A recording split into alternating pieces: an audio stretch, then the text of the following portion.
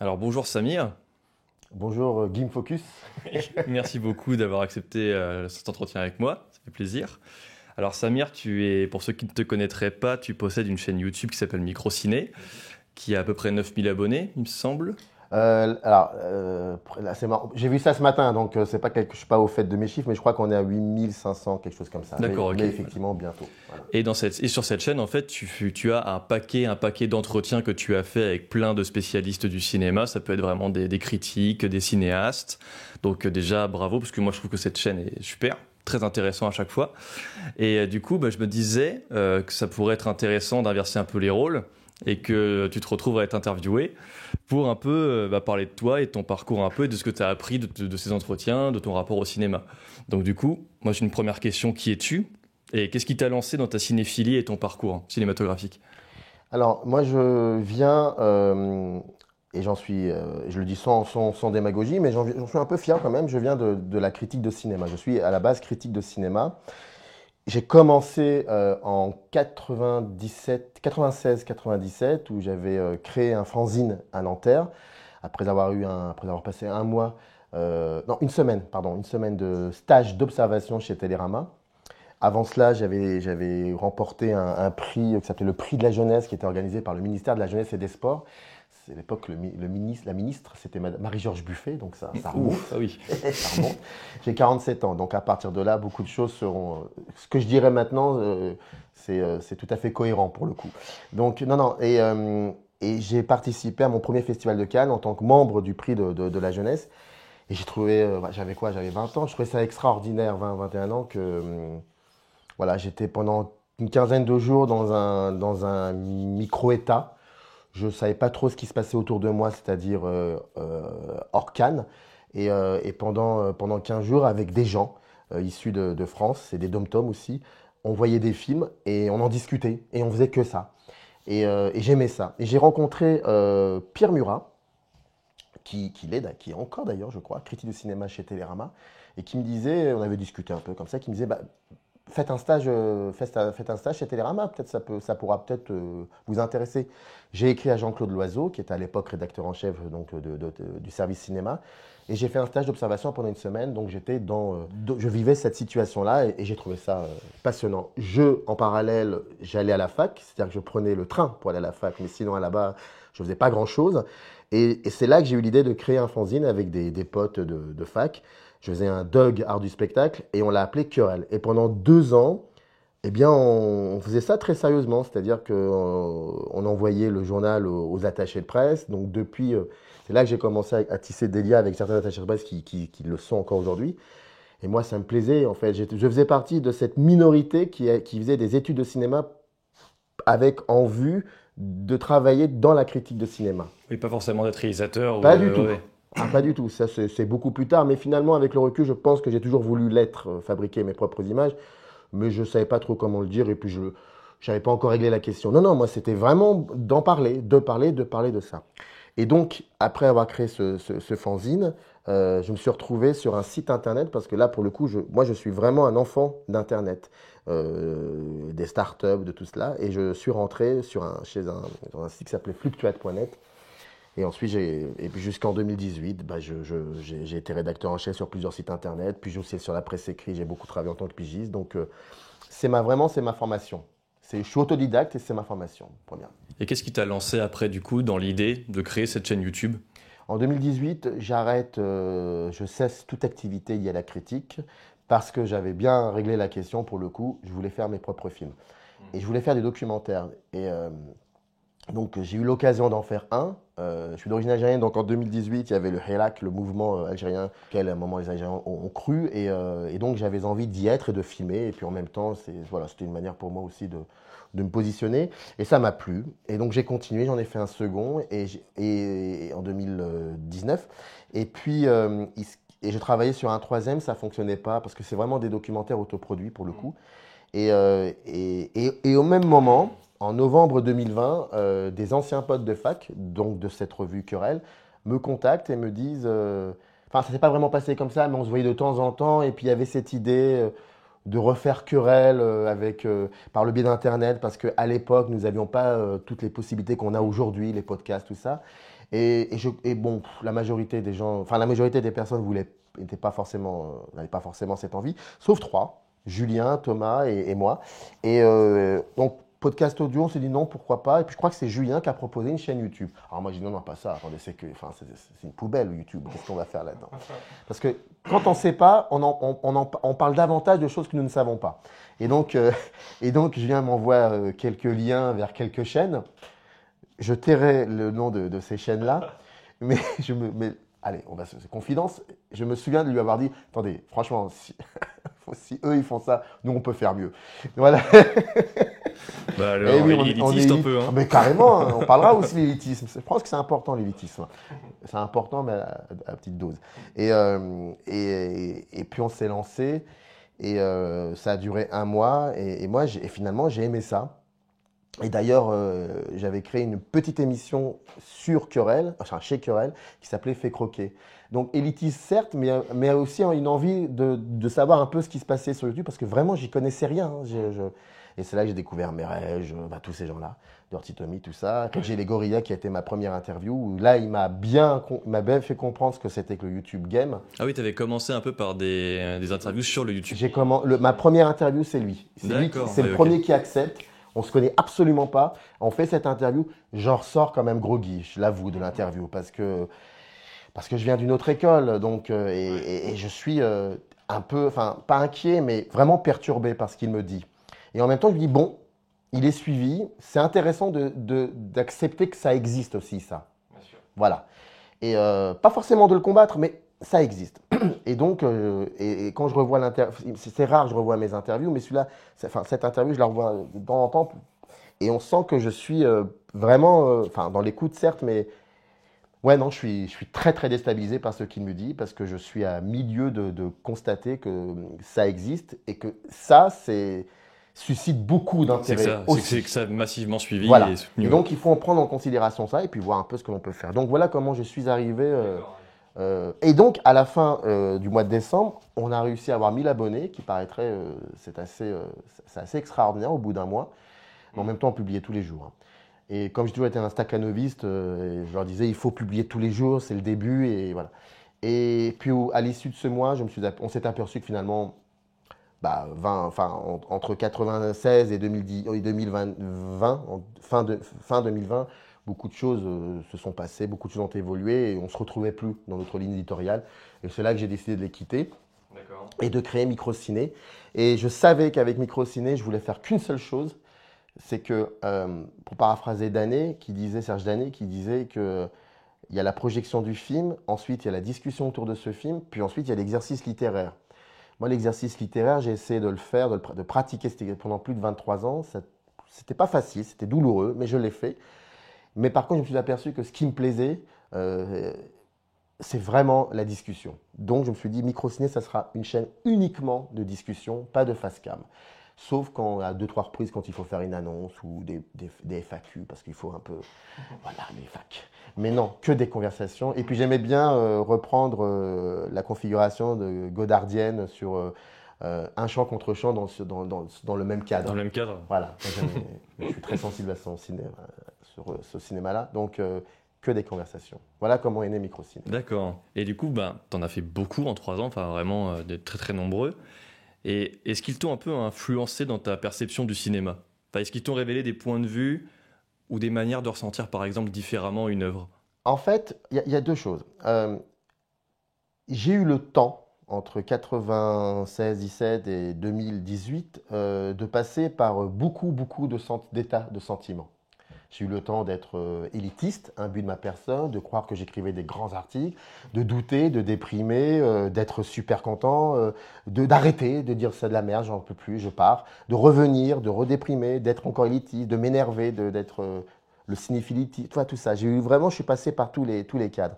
Donc quand je crée Microciné, c'est vraiment une espèce ça résume vraiment tout ce que j'ai pu faire en 23 ans. Et je crois que s'il n'y avait pas eu ces 23 ans, il n'y aurait jamais eu Microciné. Il n'y aurait pas eu cette envie d'écoute, de diversifier le cinéma, d'aller voir un peu tous les cinémas aussi.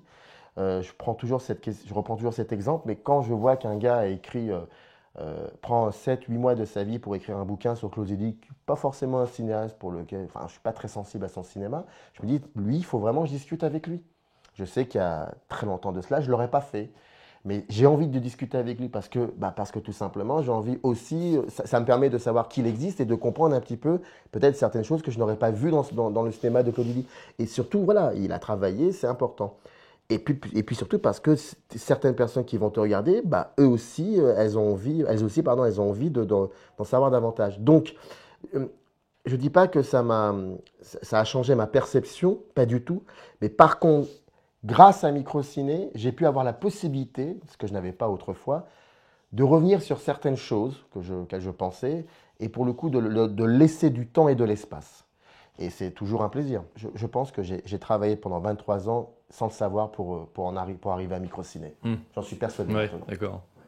Et est-ce qu'il y a des invités du coup qui t'ont là-dessus, qui t'ont vraiment marqué dans ce qu'ils ont pu te raconter? Il y en a qui me marquent, ne serait-ce que par ce qu'ils sont, par ce qu'ils représentent, par ce qu'ils ont, ce qu'ils ont laissé aussi comme trace dans leur manière de questionner le cinéma ou de fabriquer des images. Par exemple, quand je sais que je vais discuter avec Jean Narboni, je sais d'où il vient.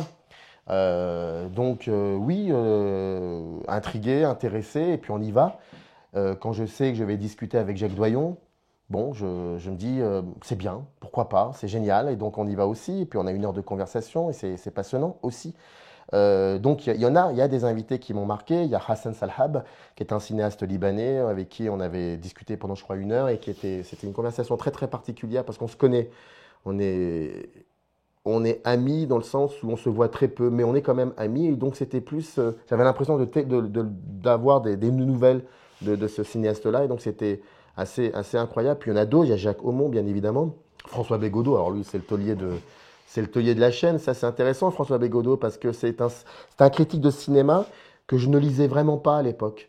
À l'époque de Transfuge, ouais. Ah non, mais non, Cahiers. Ah, même au Cahiers, oui, avant, d'accord. Transfuge, si, j'ai commencé à le lire parce que lui et moi, nous avons un ami commun, Sidi Sako, et c'est comme ça que j'ai commencé à lire du Bégodeau. Mais même Emmanuel Burdeau, je ne le lisais pas parce que, pour plein de raisons, mais pas forcément liées à leur personne. Et donc, de dialoguer avec Bégodeau, c'est vraiment bien parce que c'est vraiment quelqu'un qui stimule. Et ça, c'est important. Il est vraiment dans la conversation et dans la dispute, c'est-à-dire au sens premier. Donc, on va examiner les choses, puis on va en discuter. Et c'est pour ça qu'on en a fait 9 émissions, donc c'est très, très stimulant. Mais il y a aussi certains youtubeurs, parce que pour moi, c'est un point d'honneur à ce que sur cette chaîne, c'est un média, et je dois aussi, à un moment ou à un autre, prendre des nouvelles, le pouls de ce média, via, dans un premier temps, des rencontres avec des gens que je ne connais pas, et puis ensuite, des gens que je connais très bien, parce que je suis très sensible à leur manière de voir le cinéma, comme toi, comme Antoine Goya, comme, je ne vais pas tous les citer, mais voilà, il y en a plein, Valérian de Sinfal, Jules Trassard, tout ça, et c'est des gens, je sais qu'on peut y retourner, quoi. On peut recommencer, on peut renouer. Et puis il y a une revanche aussi. Il y a une revanche sur certaines choses. Moi, j'ai jamais été très scolaire. J'ai été à la fac, mais c'était chaotique. J'ai toujours eu des problèmes avec la structure scolaire, la structure pédagogique. Et me dire que je me retrouve à 4 reprises, je crois que c'est 4 reprises avec Jacques Aumont, qui a été professeur et qui a beaucoup participé aussi à l'enseignement du cinéma à l'université. Enfin, il y a une revanche comme ça sur certaines choses qui m'ont été dites fut un temps, et savoir que je peux tenir un dialogue avec eux ou avec d'autres personnes que je ne soupçonnais pas, c'est bien, ça me fait plaisir. Voilà. C'est surréaliste, cette chaîne. Et puis je suis devenu la chaîne, je crois, des universitaires. C'est ce que je te disais hors caméra, le nombre d'universitaires que je reçois sur cette chaîne. Parce que ça qui est passionnant, c'est que c'est une autre génération aussi. Très souvent, c'est ma génération, et nous avons été élevés à la pop culture, à tout ça, donc on voit les traces dans manière maintenant de questionner le cinéma. Une fois, j'ai fait une émission sur Goldorak. Et récemment sur Rebel Moon, d'ailleurs, je crois. Et oui, alors Rebel Moon, c'est passionnant parce que en fait, je suis pas très sensible au cinéma de Zack Snyder. 300 est un des films que je déteste le plus au monde. Et un jour, et c'est grâce ou à cause, j'ai envie de dire grâce à YouTube, j'ai appris que bah, qu'il y avait une grosse communauté qui trouvait Snyder comme étant un cinéaste important. Mais moi, avant, je ne savais pas. Je ne savais même pas que ça existait, la Snyder Cut. Je ne savais pas. Vraiment. J'avais vu quelques-uns de ses films. Je trouvais intéressant peut-être le Sucker Punch et encore, mais 300, j'avais détesté ce film. Vraiment, je trouvais que c'était dégueulasse. Voilà, juste dégueulasse. 300, pour la petite histoire, quand je l'ai vu au cinéma, c'était donc le lendemain de la naissance de mon premier enfant. Donc je devais le voir le soir où mon enfant est né, mais c'était pas possible parce qu'il fallait quand même que je sois à l'hôpital.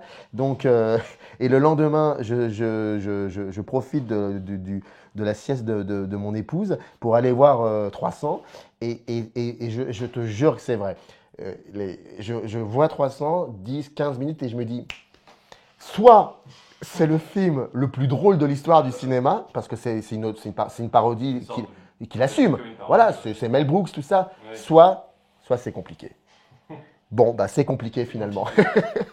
Et donc sur YouTube, je rencontre des gens qui sont mordus du cinéma de Snyder. Je me dis, mais c'est pas possible. Mais comme je ne suis plus celui qui avait 20 ans, mais bon, j'ai pris un peu d'âge, j'ai envie de comprendre. Et je comprends. Et je me dis, on va faire quelque chose. Et donc, je fais une émission sur Snyder avec deux potes de la presse écrite et Internet, que sont Justin Quedy et Kefren Mantout. Et j'invite Merej. Et on fait une émission sur Snyder. Et ça matche tellement bien, ces trois-là, que je leur dis, écoutez, ce qu'on va faire, c'est qu'à chaque fois qu'un film de Snyder sort au cinéma ou sur les plateformes, peu importe, on repart pour une aventure. Mais c'est aussi ça, Microciné. Enfin, vraiment, j'insiste, j'essaie de contredire le cinéphile et critique de cinéma que j'ai été au début, en disant non, il faut s'attarder sur tout, essayer de comprendre, voir ce qu'il en est, et ne pas forcément adhérer à tout non plus, mais essayer de comprendre. Et avec toujours aussi cette possibilité que l'on peut questionner le mainstream autrement. Ça, c'est très important. Moi, mon rêve est d'inviter Jacques Rancière pour nous parler de Titanic ou des choses comme ça. Ça serait génialissime. Encore Danet, je diffusais une fois sur Twitter un moment où Danet parle de Terminator. Mais c'est passionnant ce qu'il dit sur Terminator. Et ça, c'est important, ça. Et c'est ça aussi que je reprocherais peut-être à certains confrères, surtout des confrères youtubeurs avec qui je suis très bien, leur dire, vous savez, on peut parler de mainstream avec d'autres personnes. C'est important. Vous allez voir, ça ouvre des pistes de réflexion incroyables. C'est un chapitre important, mine de rien, du cinéma. Quoi. Mais on vient de là, tous. Enfin, je crois. Ouais. Je veux dire, je connais personne. On vient tous majoritairement du mainstream. Bien sûr, mais moi, je viens de Spielberg, de Landis, de ces gens-là. Je viens pas de Godard. Après, j'irai chez Godard. Mais je viens pas de là. C'est marrant parce que Truffaut, c'est grâce à Spielberg que je connais Truffaut. Ah oui. Mais oui. Mon père me dit, tu sais, lui, c'est un cinéaste français. Ah bon, tiens. Et c'est petit à petit, plus tard, beaucoup plus tard, pas maintenant, mais on vient plus de là. Et je crois que beaucoup oublient ça. Et c'est dommage. Et c'est bien de revisiter les objets de son enfance et de les questionner autrement, en disant, avec cette idée que beaucoup de choses sont passées. C'est-à-dire, déjà, on a grandi, on a évolué, on a rencontré des gens, on a visité, enfin, on a fait le tour du monde, je ne sais pas, on a fait des choses. Et c'est bien de reprendre ces objets de l'enfance et dire maintenant, qu'est-ce que ça dit aujourd'hui ? Et ça dit surtout des choses de moi. Non, je pense que beaucoup, malheureusement, n'ont pas envie qu'on revisite ces objets-là et ils les gardent conscieusement dans leur chambre. Et ça, et le dialogue ne s'écrit plus, par contre. Ouais, c'est ça. Oui, puis ça crée du coup cette distance qu'il y a aujourd'hui un peu entre les... Ça crée aussi, n'ayons pas peur des mots, quelque chose qui serait de l'ordre de conserver quelque chose, donc de refuser l'autre, de refuser le dialogue, donc ça peut aller très loin, ça peut être même dangereux parfois. Oui, donc du coup, beaucoup de critiques cinéma, beaucoup de cinéastes, et tu as aussi beaucoup d'auteurs de livres. Oui. Alors déjà, toi, est-ce que tu en lis beaucoup de base ? Comment tu repères un peu ces bouquins aussi sur le cinéma ? Est-ce que tu te renseignes sur les auteurs ou est-ce que c'est par curiosité que tu tombes un peu sur des choses intéressantes ? Et surtout, qu'est-ce que tu conseillerais un peu niveau bouquin sur le cinéma ? Alors moi, j'ai toujours placé la littérature comme... c'est un jet artistique vraiment important me concernant et donc j'ai toujours lu. Et les livres sur le cinéma ont toujours fait partie de mon cheminement cinéphile. Donc, ce n'est pas quelque chose de nouveau pour moi. Et puis, il y a certains livres qui ont été importants aussi pour moi. Bon, on va en parler. Et donc, lorsque cette chaîne a été créée le 21 ou 27 janvier 2021, donc, oui, ça doit être ça, il y avait encore cette période des confinements, c'était très compliqué, les salles de cinéma n'étaient pas forcément, n'étaient pas ouvertes et tout. Et il fallait parler de quelque chose. Et je voyais qu'il y avait encore des publications de livres. Et donc je lui dis, bah, c'est bien, on va comme ça aller questionner les auteurs et les autrices. Et donc je cherche, j'ai été programmateur pour un festival et pour d'autres plateformes. Donc je sais ce que c'est que d'aller chercher des films. Là pour le coup, je vais chercher des livres. Et je suis tombé sur des sites de référencement, de publications à venir ou à paraître de livres. Et c'est comme ça que je fais mon petit marché. Et puis il y a de tout. Et donc je contacte les éditeurs. Je leur explique un peu ce qu'est la chaîne et ça s'est fait très vite parce que je me suis aperçu qu'en fait, on ne parle pas beaucoup de livres sur le cinéma. Très, très peu. Ou alors, il faudrait que ça soit du Jean-Baptiste Auré ou Emmanuel Burdeau, enfin vraiment des auteurs reconnus. Pas reconnus dans le sens où ils suscitent un intérêt grandissant. Mais sinon, par exemple, les universitaires, mais très peu on en parle. On les invite très très peu aussi sur des plateaux de télé pour parler de sujets cinématographiques, pratiquement jamais d'ailleurs. La radio aussi un peu quand même, avec France Culture et France Inter. Mais voilà, donc je sais que c'est aussi intéressant de parler de ça. Et alors, les livres, pour le coup, moi qui m'ont regardé, comme disait Schaeffer, déjà, il y a Jean-Louis Schaeffer. J'ai un trou de mémoire et j'en suis vraiment désolé. Mais en tout cas, c'est un livre important dans lequel il revient sur la genèse des monstres, sur la terreur, ce que c'est que la terreur dans le cinéma. Et ça parle aussi, c'est là où il parle des films qui l'ont regardé. C'est une expression que je trouve incroyable et que j'utilise, que j'ai volé et que j'utilise constamment. Mais il faut voler, c'est important, il faut être inspiré et prendre. Je ne l'invente pas, c'est Cocteau qui disait ça aussi, donc il faut y aller. Et puis il y a un livre, on parlait de Truffaut, qui a été aussi très important pour moi, c'est la biographie de Toubiana et Debec sur Truffaut, que je lis en je sais plus, je crois 96, 97, il faudrait vérifier, et qui m'a permis de ne plus avoir honte de ce mot autodidacte, parce que dans le livre, ce mot-là est utilisé très souvent, Truffaut est autodidacte. Et donc, ça m'a beaucoup aidé aussi dans mon rapport à la critique de cinéma, de ne pas avoir honte d'où je venais, de ne pas avoir forcément une formation littéraire, d'y aller, de se tromper, de se perdre en route, certes, mais d'y aller quand même. Ce livre a été très, très important. Bien évidemment, les livres de Serge Danet et ceux de Jean-Claude Biette aussi. D'ailleurs, il faut que je fasse des émissions sur Jean-Claude Biette dans les prochains mois parce que c'est un critique de cinéma très important et réalisateur, mais surtout Danet. Danet, c'est celui qui a été, c'est bizarre, mais c'est celui qui m'a aidé à mieux comprendre et mieux accepter aussi d'où je venais par rapport à mes origines. Et Danet disait en gros que pour comprendre un pays, il faut essayer de le comprendre par son cinéma. Ben moi, c'est ce que j'ai fait. Pour comprendre l'Algérie, j'ai essayé de le comprendre par son cinéma. Je suis même allé jusqu'à y vivre pendant 4 ans. Et d'ailleurs, à y travailler en tant que critique de cinéma, c'est-à-dire que j'avais une fiche de paye en CDI avec marqué critique de cinéma, ce qui était ici est extraordinaire. Enfin, ici, c'est comment dire, de le dire déjà, c'est insultant. Je veux dire, c'est pas possible. Danet a été vraiment très important parce que Danet et Truffaut ont été très importants parce qu'ils avaient une écriture, Truffaut surtout, une écriture assez incroyable, très simple. Mais ces deux-là m'ont vraiment appris, entre parenthèses, à se concentrer uniquement, tout le temps, constamment, sur le film. Ne jamais sortir du film, rester sur le film. Quand tu lis certains articles, certaines critiques de cinéma de Truffaut, tu t'aperçois qu'il prend du temps, il y a des pavés incroyables où il va décortiquer ce qu'il comprend de telle séquence, tel extrait, de tel film, de rester toujours dans le film. Et ça, c'est ce que j'ai appris. C'est de ne jamais être satisfait par son style, par ta manière d'écrire. Non, il faut rester dans le film. Tu peux être d'une simplicité, ne pas avoir un vocabulaire extrêmement recherché. Si tu parles du film, tu crées le dialogue avec le lecteur et la lectrice. Et c'était Olivier Barlet, qui a été mon premier rédacteur en chef, qui me disait, quand tu écris un papier, essaye de faire en sorte que dans ce papier, le lecteur ou la lectrice ait la possibilité de lire, en gros, je suis critique de cinéma, j'ai vu ce film, voilà ce que j'en pense, et vous. C'est très dur, mais il faut qu'il y ait ça. Mais tout en essayant d'objectiver un peu finalement la subjectivité. C'est une grande question, ça. Parce que moi, je suis à fond subjectif. Je vois bien sûr, ça. oui. Et puis, mon école, c'est la subjectivité. Ne serait-ce que par le prisme de Truffaut, voire même de Danet, c'est la subjectivité. Je ne vois pas autre chose, quoi. C'est basique ce que je vais dire, c'est très con, mais l'art subjectif, oui, ça n'est que ça. Donc, Truffaut, Danet, Schaeffer. Après, il y a d'autres bouquins. Parlant de bouquins récents, c'est toujours intéressant parce que ça montre aussi que on vit aussi au présent et c'est très important de se dire qu'il y a encore de belles choses à venir. Le bouquin sur Eustache de Philippe Azouri, c'est extraordinaire. Édité chez Capricci. Philippe Azouri, en plus, c'est un critique de cinéma que je lisais moins aujourd'hui, mais que je lisais énormément et qui était un critique dont j'ai été contemporain. C'est important, ça aussi. Il y a quand même des plumes dont j'ai été contemporain et qui m'intéressaient. Moi, je me souviens d'un papier fascinant de Frédéric Bonneau sur Snake Eyes en 97, 98, je crois, Snake Eyes, je sais plus, dans les Inrocks, qui ont été pour moi mes cahiers du cinéma. Moi, je suis pas un auteur je suis pas un auteur, je suis pas un lecteur des cahiers, je suis un lecteur des Inrocks, des années 90.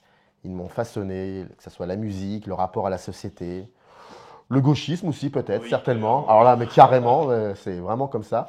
Donc, il n'y a aucun problème avec ça. Je peux recevoir n'importe qui. Pas n'importe quoi, par contre. J'ai refusé de recevoir Michel Mourlet, par exemple. Est-ce que je le regrette aujourd'hui? Un petit peu peut-être. Un petit peu peut-être, mais je crois que j'avais un peu... C'était particulier. Michel Mourlet, c'est quand même un grand théoricien du cinéma. Mais c'est surtout un journaliste qui a travaillé pour des revues d'extrême droite. Et... moi, je suis un enfant des années 80 et non, pas encore. Je ne suis pas comme Bégodeau qui peut discuter avec n'importe qui et c'est passionnant. Et à un moment, je suis conscient de cela, c'est que je connais mes limites.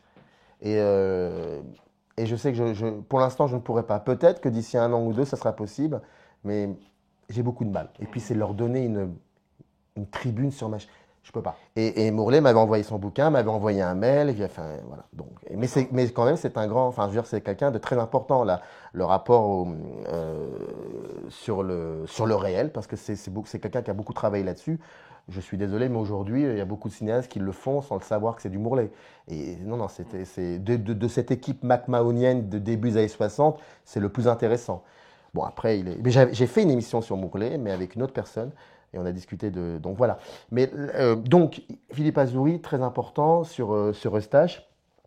Il y a aussi ce bouquin sur Danet, écrit par Pierre Eugène, qui est sorti récemment. Je l'avais invité sur Microciné. C'est un livre remarquable. En fait, Pierre Eugène s'intéresse à l'histoire de l'écriture de Serge Danet. Wow. C'est génial. Ouais.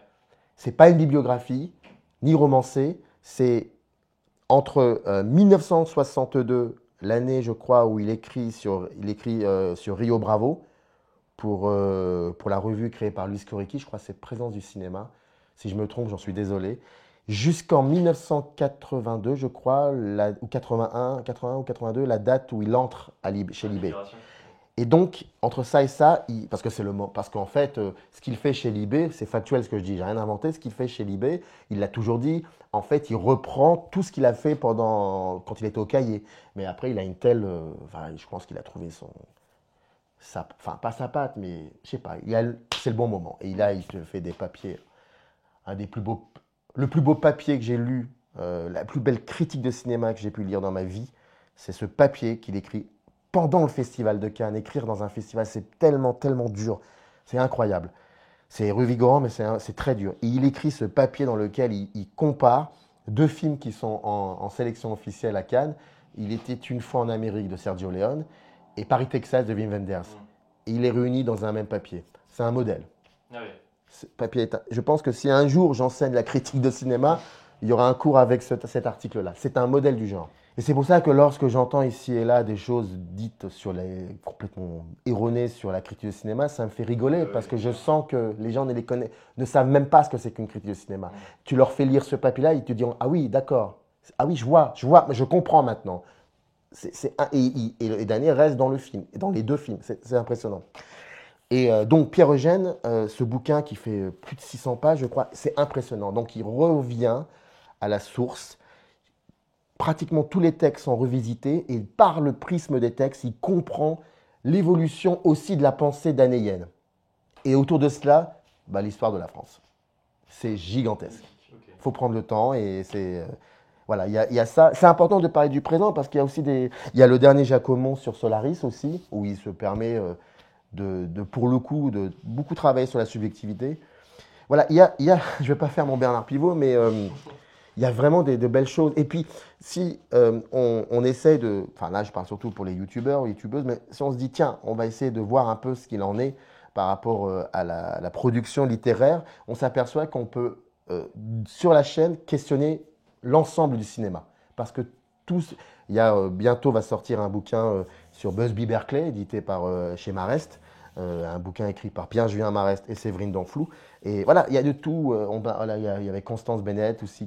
Enfin, voilà, il y a beaucoup, beaucoup de belles choses. Il faut prendre le temps de... Comme dit Bégodeau, je crois, dans une émission, il disait, si déjà on prend 2 heures de sa vie à se poser et lire un livre, c'est passionnant. Tout ce que tu dis, c'est assez intéressant parce qu'on se pose souvent la question de se demander si, est-ce que toi, par exemple, tu penses qu'analyser et lire sur le cinéma, ça te permet aussi de... Tu t'as un peu répondu, mais de mieux le comprendre et mieux l'apprécier d'une certaine manière du coup. Ou est-ce que tu penses que c'est un risque aussi à ne plus ressentir un film pour la première fois quand tu vas en voir un? Bah, c'est comme une discussion avec quelqu'un qui va essayer de t'expliquer pourquoi le film que toi tu as aimé ne fonctionne pas en lui. Euh, Après, ce sont les arguments qui sont aussi proposés. Si tu vois qu'il n'y a pas d'envie de discussion, là, pour le coup, effectivement, ça sert à rien. Mais quand je m'intéresse à un livre axé autour du cinéma, c'est vraiment dans l'idée de comprendre la position de l'auteur ou de l'autrice. De comprendre aussi ce que le cinéma lui apporte dans son quotidien. C'est comme ça que je vois les choses. Et à partir de ce moment-là, je considère ça comme une discussion, comme un dialogue. Il peut y avoir des moments où effectivement, non pas je serais peut-être en désaccord, si possiblement je serais peut-être en désaccord avec certaines de ces théories, mais là je me dis, tiens, c'est intéressant, ça on peut en parler aussi pendant l'émission. J'essaye, en tout cas, enfin c'est pas que j'essaye, si je le fais, j'essaye pas, mais je le fais, de toujours conserver une espèce de neutralité. On me l'a un peu reproché ça. Par contre, quand je suis invité ailleurs, là, la neutralité, je la mets de côté et on y va. Et d'ailleurs, je suis très peu invité, donc c'est pour ça que je suis souvent neutre. Et, et donc, et c'est ça qui est intéressant, c'est d'essayer de faire passer euh, un sentiment, peut-être, d'incompréhension vis-à-vis d'une théorie, mais de faire passer ce sentiment avec un ton assez neutre pour essayer de créer une conversation, voire une contradiction. C'est pas facile, mais c'est ce que j'essaye de faire. Après, tous les livres, c'est comme je dis, ce sont des propositions, comme tous les films sont des propositions de discussion. C'est comme ça que je les prends. Voilà. Et à partir de ce postulat, pour moi, ça devient simple. J'ai aucun problème. Voilà. Après, effectivement, il y a des livres qui me marquent beaucoup plus que d'autres, ou des livres que je rejette. Ça peut arriver, ça aussi. Mais dans tous les cas de figure, l'auteur ou l'autrice se retrouve sur la chaîne. Après, Voilà. c'est normal Mais quand ça on parle de permet ça cinéma. aussi. Oui. Exactement. Oui, toujours rester sur ça, sur sur la ligne du cinéma. C'est ne jamais sortir de. Le reste ne m'intéresse vraiment pas. C'est pas une. C'est pas une espèce de geste comme ça, des magots. Non, non, je vois pas. Enfin, à quoi ça servirait? Et on peut comprendre beaucoup de choses si on s'intéresse à un plan ou une séquence d'un film, ou si on s'intéresse à l'intériorité d'un livre. Vraiment, on peut comprendre énormément de choses. Restons sur ça. Et surtout, ça crée un dialogue avec celui ou celle qui te regarde. Je vois pas d'autres possibilités. Bah, par rapport à tout ça, à tout ce que tu dis, à tout ce que tu arrives à ressentir en te concentrant sur les films que tu vas voir, bah, quels sont les cinéastes aujourd'hui qui te touchent particulièrement? Alors, j'en ai très peu, en fait, parce que depuis toujours, j'essaie de faire en sorte de voir, d'essayer de diversifier en tout cas mon regard. Après, il est vrai qu'il y a comme ça trois, quatre cinéastes où, oui, j'attends avec impatience de leurs nouvelles. Bon, il y avait Godard, malheureusement, il n'est plus là. Mais sinon, Abdelatif Kechiche, Alaba Mirzaïmesh, Desplechin, ces trois-là, j'attends toujours de leurs nouvelles. Je sais que lorsque ils vont arriver, lorsqu'un film arrive, c'est vrai que ça m'intéresse. Donc je suis aux aguets. Il y a un cinéaste algérien qui s'appelle Merzak Alouache que je suis encore et j'attends toujours avec impatience de ses nouvelles.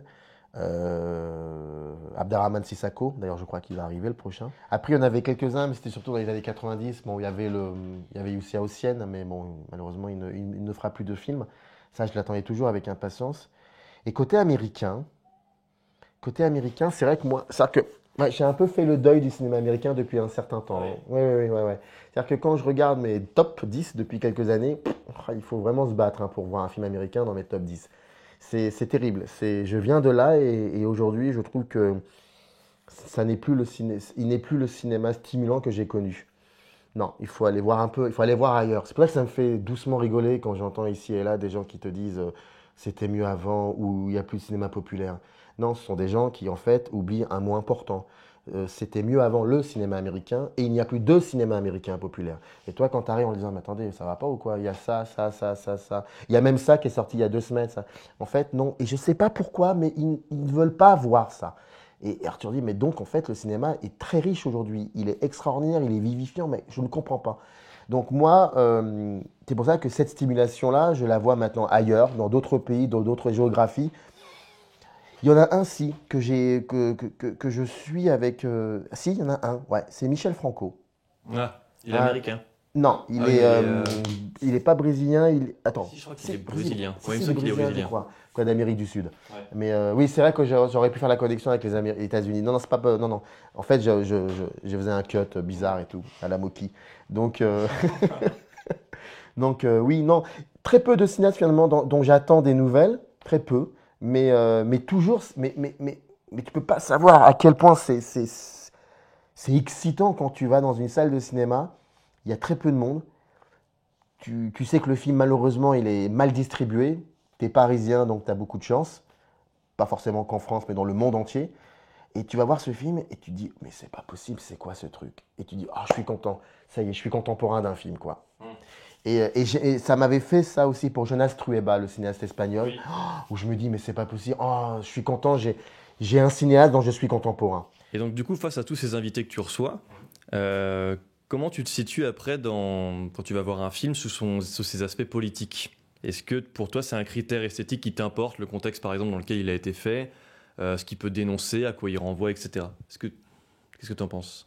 Alors, c'est pas par rapport aux invités que j'ai pu avoir, hein, mais Ouais. parce que ça, je crois que je l'ai appris progressivement quand j'étais encore journaliste critique de cinéma. Il y a eu plusieurs étapes dans mon apprentissage lié à enfin, regarder un film. Et maintenant, c'est vrai que je crois qu'aujourd'hui, quand j'ai ouvert cette chaîne-là, le rapport que j'avais avec un film, cela s'est vu dès les premières émissions, dans certaines questions que je posais. Par exemple, selon vous, qu'est-ce que ça dit qu'est-ce que ça dit de ce pays, ce film-là? Ou alors, est-ce que ça dit quelque chose de l'état du cinéma? Ou alors, quand je pose une question sur un plan ou une séquence, j'insiste beaucoup sur la manière qu'il a de créer le mouvement pour regarder le monde. Donc, toutes ces questions-là, finalement, j'ai fini par les approcher progressivement. Ça ne s'est pas fait automatiquement, mais progressivement. Par exemple, tu ne me verras jamais aujourd'hui hein, me dire et que pensez-vous de la photographie du film et du scénario? Non, non, parce que c'est plus comme ça que enfin, pour moi, me concernant, je ne suis pas sensible à cette manière de. Je l'ai été fut un temps, mais au gré des rencontres là, pour le coup avec des rédacteurs en chef surtout, mais aussi avec des collègues, avec des artistes, enfin des réalisateurs et réalisatrices.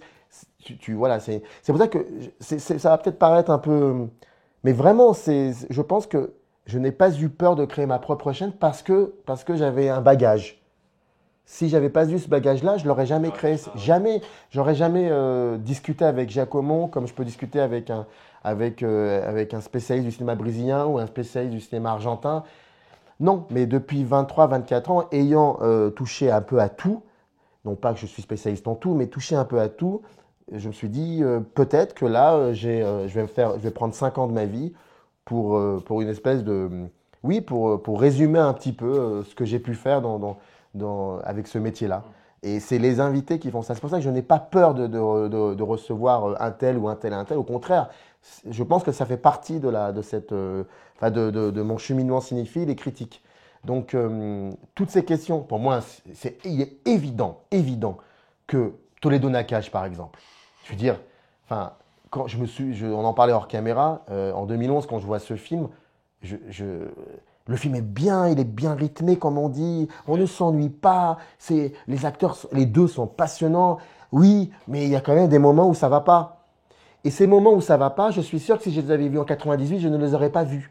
Donc entre 98 et 2011, il y a eu des rencontres. Il y a aussi, voilà, je travaillais pour des rédactions. J'ai travaillé pendant pas mal de temps pour une rédaction qui s'appelle Africulture. Donc j'ai appris aussi à regarder les cinémas d'Afrique, c'est-à-dire non pas de manière misérabiliste, mais en les abordant frontalement. Et ça, tu apprends beaucoup là-dessus.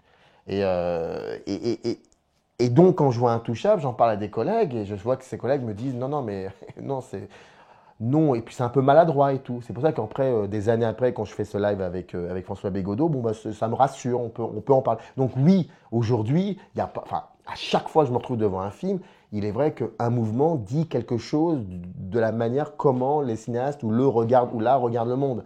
Ça dit quelque chose. Ça ne veut pas dire que je suis le premier à dire c'est raciste ou pas. Je n'utilise jamais ce mot-là. Jamais. Mais ça dit et c'est passionnant. C'est vraiment parfois même c'est très très drôle de dire. Mais là il y a quand même ça veut dire quand même quelque chose. Et puis il y a ça et ça. De les prendre, de réunir, qu'il y a un puzzle. Et en fait c'est ça le film. Le film est un puzzle et toi tu dois reconstituer les morceaux du puzzle et te dire ah mais il y a ce mouvement, il dit ça et puis ça dit ça et puis ça ne dit pas ça. C'est passionnant. C'est des très bons exemples, je trouve, dans les Nakash là-dessus, parce qu'effectivement, dans leur forme, dans la manière de faire des comédies, ils ont souvent plutôt bien fonctionné. C'est-à-dire, c'est pour ça qu'ils ont eu beaucoup de succès. Mais c'est vrai que dans le fond, il y a toujours quelque chose qui vient un peu te titiller, te gêner, et difficile de mettre un mot dessus. Et c'est vrai que selon la date, l'époque à laquelle il est sorti, ça change beaucoup de choses. Ça change beaucoup de choses. C'est des bons exemples. Le je sens trouve. de la fête. C'est un film, je crois que c'est ce que je disais dans le live, je ne me trompe pas, je disais que au niveau du rythme, c'est leur chef-d'œuvre. Je veux dire, c'est drôle, je ne me suis pas ennuyé un seul instant. Et puis il y a la fameuse séquence de Bakri qui fait son monologue. Tu te dis, mais c'est quand même le patron qui dit à ses employés, aimez-moi, aidez-moi. Génial. Alors, je dis pas en train de te dire, c'est dégueulasse qu'il est en train. Non, je dis, c'est génial, c'est super. Alors, on va travailler là-dessus. Si je devais écrire un papier, j'aurais parlé de ça et dire, voilà en quoi le film n'assume pas réellement ce qu'il dit. Il n'assume pas sa face cachée de l'iceberg. Et c'est passionnant de travailler là-dessus. C'est clair. C'est ça la critique. C'est vraiment, il est génial. Et puis, ça passe. C'est Bakri. S'il avait mis Cluzet ou je ne sais qui, je ne sais pas si ça passerait. Bakri, ça passe. Ouais, tout le monde a une sympathie pour lui, et puis Bakri, tout est fait pour que ça soit tout le sympa. monde aime Bakri. Oui. Tout le monde. Et du coup, vis-à-vis de ça, donc moi j'ai l'impression que même si vous avez quelques désaccords avec Bégodeau, vous êtes assez sur la même ligne. Et est-ce qu'il y a des invités ou des critiques, ou même des cinéastes, avec qui pendant une discussion, tu n'étais pas d'accord avec leur manière d'appréhender un film ou de penser le cinéma? J'ai eu un invité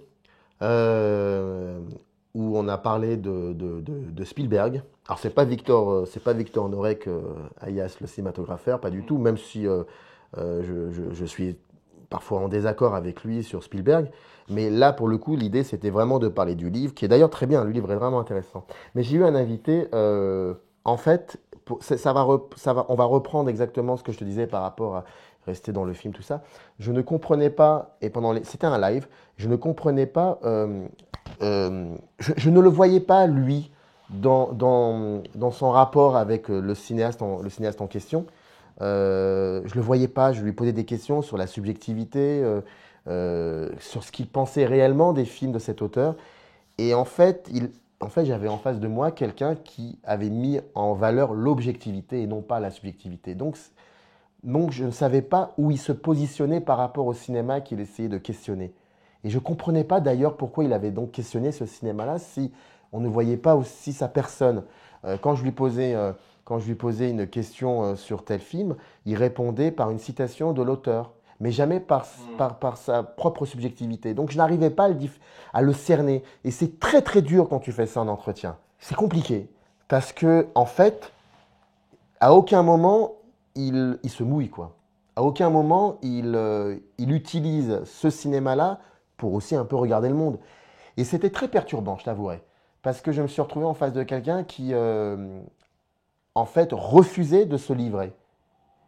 Et à un moment, j'ai besoin d'un peu de ça. Même Giacomo, qui quand il parle de Solaris, il te dit eh ben, aujourd'hui, je peux dire que ce film m'appartient. C'est magnifique, ça. Après, tu as 10 minutes après avec ça. Et même Philippe Azouri, quand il te parle de Stage, dans ses silences et ses hésitations et ses doutes, tu comprends tu comprends quelle place occupe Eustache dans sa vie. Et ça, c'est intéressant. J'avais en face de moi une espèce de robot, en fait, qui répondait par des citations. Et je crois qu'à un moment, je lui pose la question, mais vous dans tout ça? Et c'est ce que parfois je peux reprocher à certains confrères sur YouTube. Souvent, je me dis, mais eux, ils sont où par rapport au film? J'ai pas l'impression de les avoir vus dans la salle de cinéma. J'arrive pas à les visualiser dans une salle de cinéma regardant le film. Jamais. J'ai eu du mal à ça. C'est comme certains critiques de la presse écrite, lorsqu'ils écrivent, je me dis, mais il est où le film dans tout ça? Donc, c'est pas de l'énervement, mais parce qu'ils sont brillants, mais ça n'apporte rien. Donc, bon, bah, il y a un moment, je les écoute plus ou je ne lis plus, même si je sais qu'ils existent. Donc, C'était pour le défendre, celui que tu avais entretenu, c'était pour défendre le cinéma Spielberg ou c'était pour lui reprocher des choses? ah non, non, moi quand je reçois un auteur ou une autrice, alors comme je t'expliquais, s'il y a des moments, des théories que je trouve discutables, j'essaie de lui en parler, mais avec un ton neutre, enfin, d'essayer de faire passer le truc et tout. Là, j'étais très perturbé parce que je n'arrivais pas à le voir, en fait. Je n'arrivais pas à le cerner par rapport au cinéma de Spielberg. Et c'était une première pour moi, je crois. Donc, c'était très déstabilisant. Mais je ne lui reproche rien du tout. C'est ça le paradoxe. C'est que peut-être que je me reproche. Alors, en fait, je suis un peu de la vieille école. S'il y a une émission qui est ratée, c'est de ma faute. C'est pas de la faute de l'invité. C'est comme ça. C'est que j'ai pas réussi à le mettre à l'aise. C'est très vieillot, je l'avoue, mais c'est comme ça. C'est comme par exemple quand j'animais des débats dans des festivals où j'étais programmateur, il faut que mon invité soit à l'aise et le public aussi. Donc il faut faire en sorte que voilà, qu'il n'y ait pas d'animosité. Et donc il y a des émissions que je trouve vraiment ratées sur Microciné. Je pense pas que les invités l'aient remarqué, mais moi je le vois et c'est pas parce les réponses étaient courtes. Non, c'est parce que j'ai pas su. J'ai pas su. Et donc avec ce monsieur, je crois qu'il a passé un bon moment, je pense. J'ai pas eu de retour négatif, mais moi j'ai passé un très mauvais moment parce que je n'ai pas su comment faire. Et on a fait un live en plus. Hein. Je crois qu'on a fait 1h20, 1h30, ce qui est extraordinaire. Mais j'ai jamais. Donc non, je me suis jamais retrouvé en face de quelqu'un qui m'énervait mais plutôt lui, par rapport à YouTube, ça m'avait beaucoup déstabilisé. Il y a Reggie Legoria, mais ça c'est autre chose. Il ne m'a pas énervé. Il m'a appris des choses que tu n'imaginais pas. Non. Ah non. Ah, jamais. Quand il me dit... et j'ai beaucoup d'estime pour lui, je n'ai aucun problème avec lui. Aucun problème avec lui. Et j'ai toujours dit que c'est le premier qui m'ait répondu. Et ça, j'oublierai jamais. Là aussi, c'est mon côté un peu... Je suis un peu réac sur ce coup-là, mais j'oublie pas. Donc, et il fait sa chaîne doit exister. Je suis très souvent en désaccord avec lui, mais il fait ce qu'il a à faire. Et je le remercierai jamais assez de m'avoir un peu montré ce que c'était que YouTube. Je ne connaissais pas, hein. Et ce qui est très drôle, c'est qu'aujourd'hui, je reproche à certains confrères qui sont dans la presse écrite de ne pas prendre en considération ce qu'il y a sur YouTube. Parce que je peux vous dire, c'est comme ça. Si demain, Reggie Legoria ou Dirty Tommy invitent Pierre Eugène pour parler de Serge Danet, je suis sûr que le bouquin il va être vendu. Donc ça, c'est... Par exemple, il y a une émission qui est passée à la radio sur France Inter. Comment elle s'appelle cette émission? Bon, c'était sur un état des lieux de la critique. Ils avaient invité Raphaël Clerfond de Sofilm.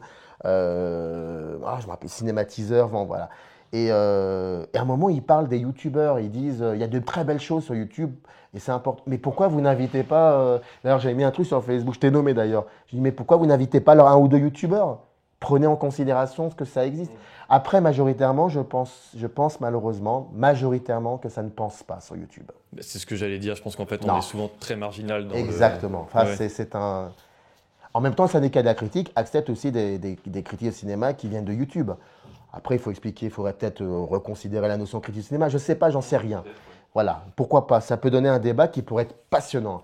Majoritairement, ça ne pense pas sur YouTube. C'est terrible, mais... Donc, intéressons-nous à la minorité, à la marge, comme disait Godard, c'est ce qui retient les... Voilà. Et Reggie Legoria, donc, me dit, à l'époque, Manque venait de sortir sur Netflix. Ouais. Et je me souviens, il avait fait une vidéo où il disait, donc il parlait de Manque, il disait, si vous n'avez pas vu Citizen Kane, vous ne pourrez pas comprendre Manque. Moi, je ne suis pas du tout d'accord. Bon, alors, mais absolument pas. Et je crois lui avoir dit à un moment, et je lui dis non, mais je ne comprends pas une chose, que vous parlez, vous voyez je crois, vous parlez souvent de Citizen Kane dans votre vidéo, mais pourquoi vous n'avez pas fait une émission une vidéo sur Citizen Kane? Et là, il me sort, parce que le film présente des aspects qui n'intéresseront pas ma communauté. Bon, déjà là, moi, je suis un peu, Triste, hein, là, je suis là, mais en même temps, c'est comme si je te disais, un livre sur Claude Zidi. Quand même, Claude Zidi. Bon, c'est vrai, il a fait deux, c'est bien deux, mais sinon non, bah non, non, surtout pas, petit con, faut pas faire ça. Tu reprends le livre et on va converser. Et c'était une très belle conversation. Et il m'avait dit aussi, et on a parlé de David Fincher, et il me parlait de Seven comme des films, des vieux films. Alors là, je suis tombé. Là c'était. Donc voilà, non, c'était très déstabilisant, mais en même temps, mais je sais pas si tu as remarqué, à chaque fois que c'est déstabilisant, j'essaie quand même de me qu'est-ce que j'en tire de tout ça. Oui. Voilà, donc après, je pense que ça n'a pas duré éternellement. C'est pour ça que je me suis fixé jusqu'à mes 50 ans et après j'arrête, parce que je ne pense pas pouvoir éternellement être bienveillant. T'as peur d'être trop réactionnaire au bout d'un Il y moment? a un moment, il y a un moment, je vais reprendre le masque de celui que j'étais à 20 ans et. Quel est l'avenir pour toi? Quel est l'avenir de la chaîne? Qu'est-ce que tu comptes faire maintenant? Alors là, encore, je vous le jure, c'est vrai. Encore 2, 3 émissions et je ferme la chaîne temporairement parce qu'il faut que j'écrive mon bouquin, sinon mon éditeur va me tuer. Et ensuite, donc je ne sais pas quand je vais réouvrir cette chaîne. Je sais qu'en juillet, août, la chaîne sera réouverte parce que je vais faire un spécial Aung San Suu Kyi comme j'avais fait avec Godard et Lang, donc je vais inviter des contributeurs et proposer des choses. Mais après, je ne sais pas du tout, parce que je me suis vraiment fixé. Il faut que je sois à l'aise avec la finalité du livre. Quand je sens que le livre m'échappe, dans le sens où ça y est, il est bien finalisé, je reprendrai les émissions sur Microciné. Mais là, pour le coup, ça sera me concernant la dernière ligne droite, donc jusqu'en 2026, où j'arrêterai définitivement. Et là, donc entre la finalité de ce livre et 2026, je vais beaucoup plus accentuer des émissions autour du cinéma d'aujourd'hui, du présent. Ça, c'est très, très important. Continuer les livres, mais c'est pas que je me soucie pas du public. Mais par exemple, je ne fais jamais de reaction trailer parce que je trouve que c'est la quintessence de la médiocrité de réflexion. Mais je vais encore beaucoup plus pousser le bouchon dans la réflexion, c'est proposer vraiment des émissions un peu très atypiques, quoi, avec des dialogues peut-être un peu saugrenus. Par exemple, parle de Rancière, de parler de Titanic, des choses comme ça. Parce que j'ai vraiment, vraiment envie de. J'ai un très bon ami critique de cinéma qui s'appelle Sidi Sako qui m'a dit une chose qui m'a vraiment fait plaisir. Alors, je n'y ai jamais pensé, et même si j'y avais pensé, je ne me serais jamais permis de le dire. Mais il me disait, la dernière fois que je le voyais, il me disait, c'est en quelque sorte une espèce d'œuvre que tu es en train de faire avec Microciné. C'est ton œuvre.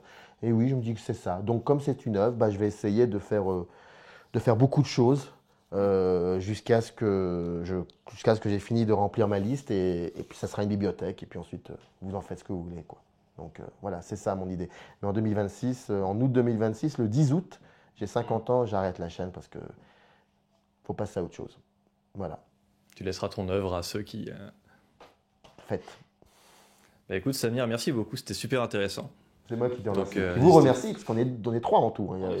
Voilà, donc je remercie la technique. Merci beaucoup. Mais voilà, merci beaucoup à toi.